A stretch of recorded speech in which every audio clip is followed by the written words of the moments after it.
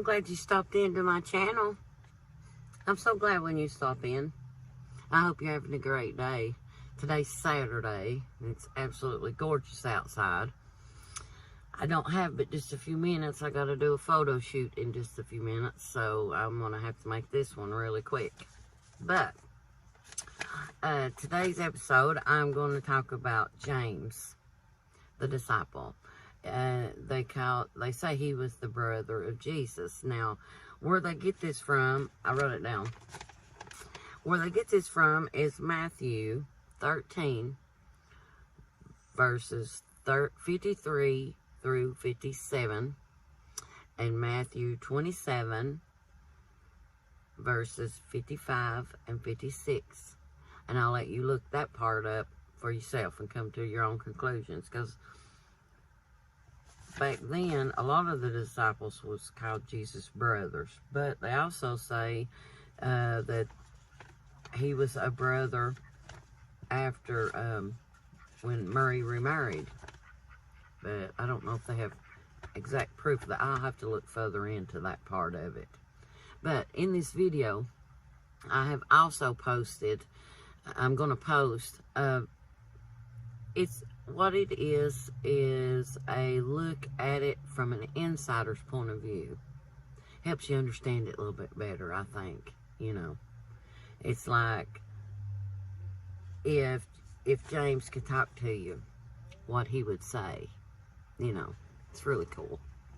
So anyway, I added it. Be sure you watch that, okay? After this. James was the first bishop of the Christians in Jerusalem, Israel. He was sentenced to be stoned to death by the Jews for challenging Jewish laws. Sorry, I'm waiting on my hairdresser to open back up, as you could probably tell. Anyway, it's driving me crazy. While he was being stoned, while they was throwing rocks at him, he was on his knees praying for them. And one of them in the crowd came up with a big chunk of wood and hit him in the head, which was the fatal blow that killed him. And he was buried right where he died, on the very spot. And he died in 44 AD. He was the son of Zebedee, and he was a fisherman. Yeah. And he was the very first one of the disciples that died. He was the first one. Anyway, it's so pretty outside, people. It really is. I'm still practicing the social distancing, but I do that on 24/7, so I do it all the time. But hopefully this little cold front that we had come through will move on out and be gone. I'm going to do a video in between, after this video. It'll be probably tomorrow when I do it, but since we're going through a pandemic, I'm going to do a video on the last pandemic. And I think it was 1913 or 1918. I'm not sure. I have to do my research on that. I'll be doing that tonight. I know, I live such a thrilling life. All I do is read and eat and sleep and be Nana, which I love. And they officially let school out the rest of the year. I feel sorry for the seniors, but maybe when everything's lifted, they can still have a get-together and maybe still have their prom. You know, just move it down a few months. Never know what time will bring, you know. Where they got the beaches open, it's like this. It's costing the government a fortune to be shut down. You know, to have everything like it is, it's costing them a lot of money. So they're going to want this up and going as soon as possible. I also heard that each time that the stimulus package, like for next month, it's supposed to be higher. It's supposed to be for $2,000 instead of $1,200.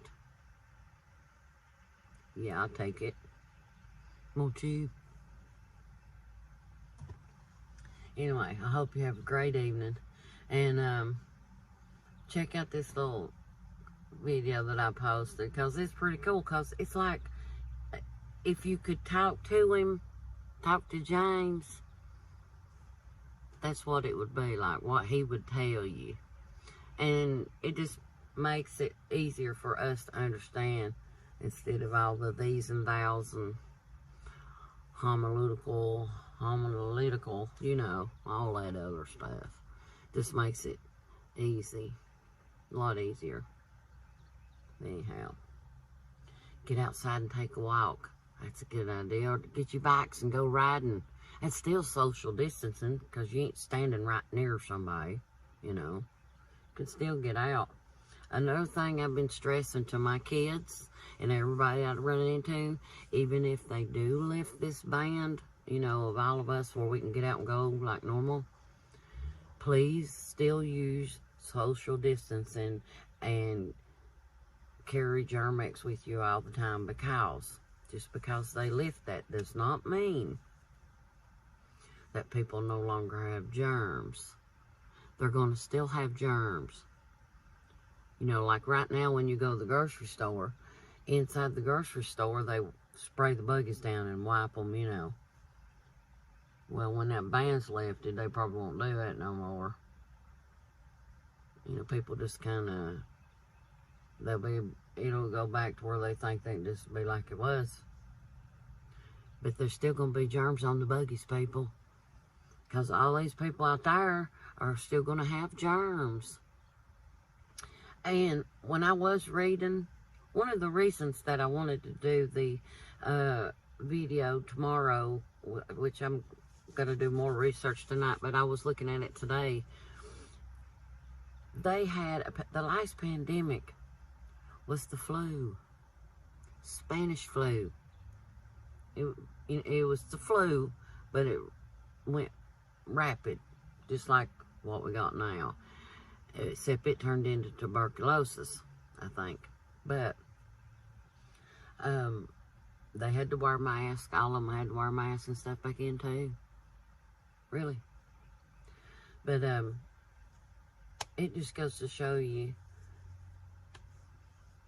history will always repeat itself. Always. That's why it's good to know how they handled it and things back then, know how we can handle it now, when it happens for us, you know.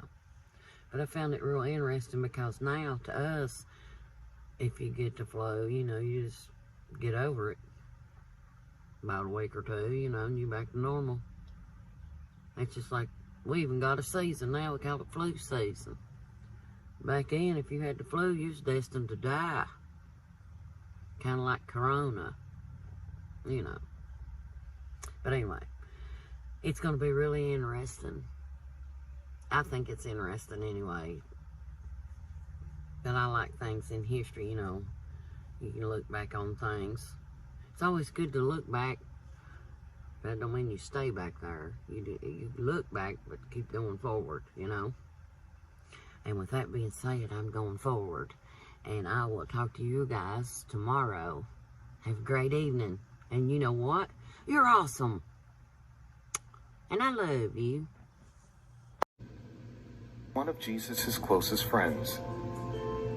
His stories of events occurring in the middle of Jesus' ministry are from an insider's point of view. I'm making a big deal of making sure you know who I am, because so little is actually known about me. If you have studied the Bible, you know that Peter, John, and I were Jesus' closest companions. We were the three chosen to be with him at the resurrection of Jairus' daughter, the Mount of Transfiguration, and Gethsemane. You know a lot about Peter, and you know a lot about John, but what do you know about me, other than what I just told you?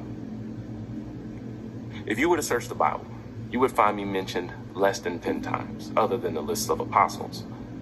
Jesus nicknamed John and me Boanerges, or Sons of Thunder.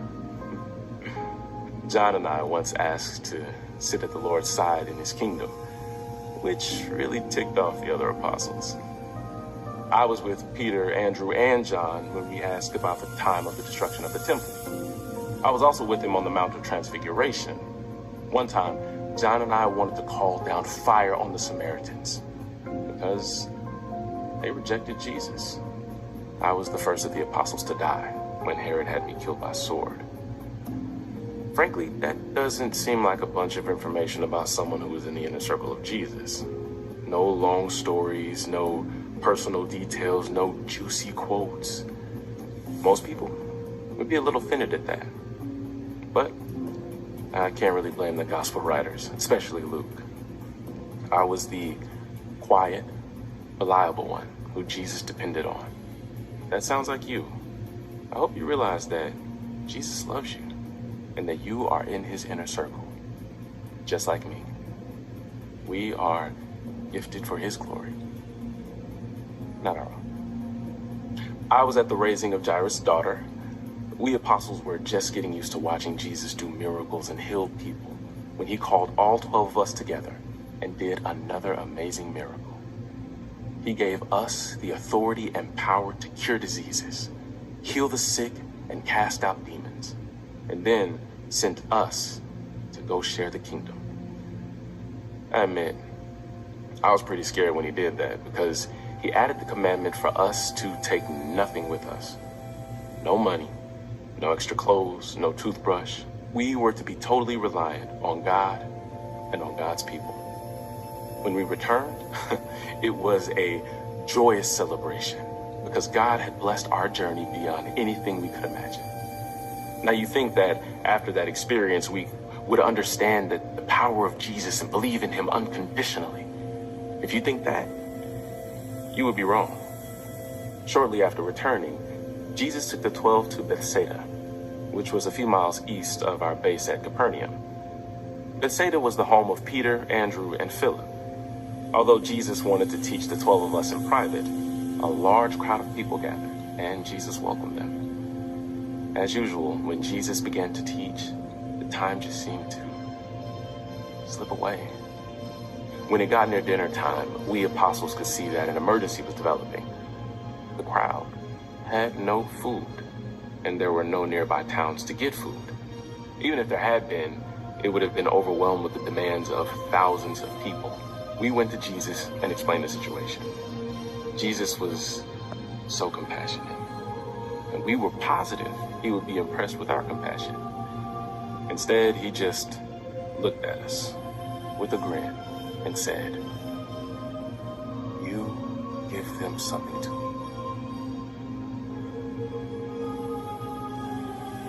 After our recent trip where we did incredible miracles, you would think we would have just said, "Okay," and done it.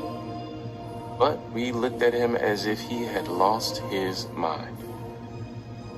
With a disappointed sigh, he patiently had us place the thousands of people into smaller groups of 50, bless the 5 loaves and 2 fish that we had on hand, and had us start distributing food. After everyone had eaten, each of us gathered up exactly 1 basket full of excess. Then he grinned again. And we knew we were supposed to learn an extra lesson, but we were not exactly sure what it was. From that point on, we understood Jesus had no limits. But we were again underestimating even that.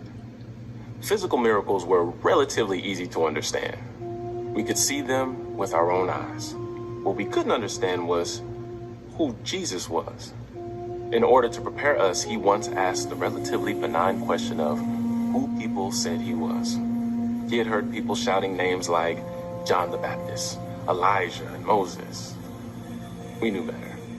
And Peter voiced our opinion that he was the Messiah. I say opinion because not all of us were firmly convicted that we were actually in the presence of someone who the Jews had been seeking for many centuries. Nonetheless, Jesus must have considered it a good start. He began to teach us that the Messiah would be different than what people were expecting. He taught us about the suffering and servant Savior that Isaiah had prophesied. What we continued to imagine was a victorious warrior Messiah who would toss the Romans out of Israel. And while he was at it, install we 12 apostles as his seconds in command. The more he taught suffering and serving, the more we thought the Romans would be the ones doing that. When Jesus began to talk about his impending death, we shut out all those thoughts completely. To further our lessons in Messiahship, about a week after we began the discussion on who Jesus was, he took Peter, John, and me up to the top of a mountain. Jesus began to pray and things began to happen before our very eyes. Moses and Elijah appeared. Don't ask me how we knew that's who it was, but we knew for certain. Peter began mumbling some nonsensical thoughts because he was so stupefied. But mostly we just sat and watched and listened. When it came to a close, God's voice came to tell us that Jesus was his son, and we should listen to him. It was so amazing that we decided not to tell anyone what had happened. We also agreed to listen to Jesus even more closely.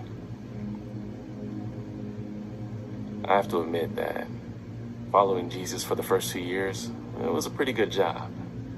We got to watch him do miracles and heal people, and even got to do them ourselves. We also got to watch Jesus rebuff the arrogant Pharisees whenever they questioned his teaching.